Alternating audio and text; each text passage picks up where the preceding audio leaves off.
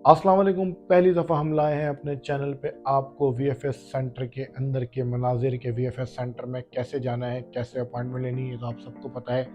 अभी तक जो लोग वीएफएस सेंटर नहीं गए और कोई वीज़ा अप्लाई नहीं करा, तो जी हाँ, आप देख सकते हैं पीछे स्क्रीन पे वीएफएस सेंटर के अंदर के मनाजिर कैसे हैं। बहुत आसान है, बहुत ही फ्रेंडली है, बिल्कुल घबराने की ज़रूरत नहीं है। बहुत सारे लोग इस घबराहट से वीज़ा अप्लाई नहीं करते कि न जाने इंटरव्यू में क्या होगा, लोग क्या पूछेंगे। यूके का कोई इंटरव्यू नहीं है।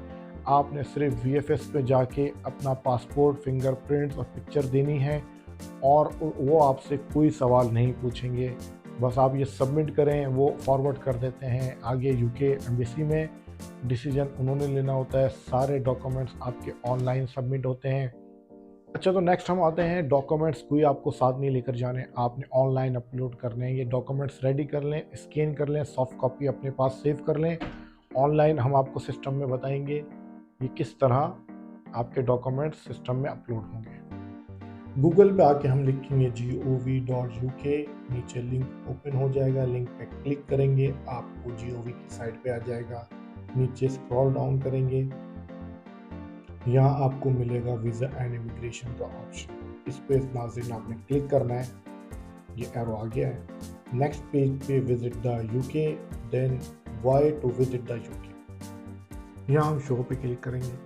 शो पे क्लिक करने के बाद नेक्स्ट विंडो में आएगा visit the UK as a standard visa. इस पे क्लिक करना है।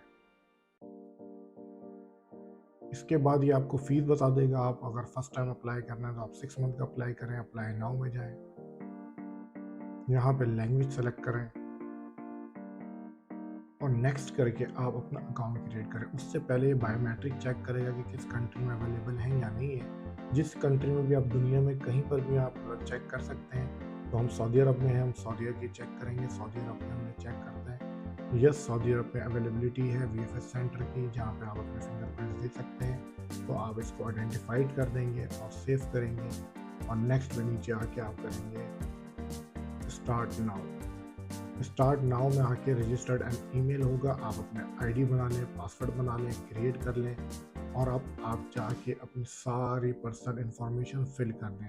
पर्सनल इन्फॉर्मेशन फिल करने के लिए हम नेक्स्ट वीडियो बनाएंगे ताकि उसमें आपको डिटेल बताएंगे। तो ऑनलाइन फॉर्म फिल हो गया, कंप्लीट हो गया, एप्लीकेशन सबमिट कर दी। हमारे पास ये GWF नंबर आ गया। इस नंबर के रेफरेंस पे हमने जाना है वीएफएस ग्लोबल की साइट पर। वहाँ के बाद 2 सर्विस आएंगे। स्टैंडर्ड सर्विस के ये चार्जेस हैं और प्रायोरिटी सर्विस के ये चार्जेस हैं। इसके बाद दोस्तों, प्रायोरिटी सर्विस अगर आप लेते हैं तो 3 से 5 दिन में आपके एप्लीकेशन का रिजल्ट आ जाएगा। स्टैंडर्ड में ऑलमोस्ट 4 वीक्स लगते हैं, 3 वीक्स में भी आ जाता है। तो ये बहुत ही आसान है। आपको स्टेप बाय स्टेप पूरी वीडियो में तफसील बताती गई है। अगर आपके पास ये 4 डॉक्यूमेंट्स रेडी हैं तो आप आज ही यूके का वीज़ा अप्लाई करें। और यूके का वीज़ा रेशू रेट इस टाइम बहुत ही ज़्यादा अच्छा चल रहा है। अगर आप शेंजन वीज़ा अप्लाई करते हैं तो एडिशनल आपको और डॉक्यूमेंट चाहिए, जिसके अंदर confirm flight ticket, hotel booking confirm, exit entry, medical insurance. ये 4 चीज़ें एक्स्ट्रा होती हैं शेंजन वीज़ा के लिए।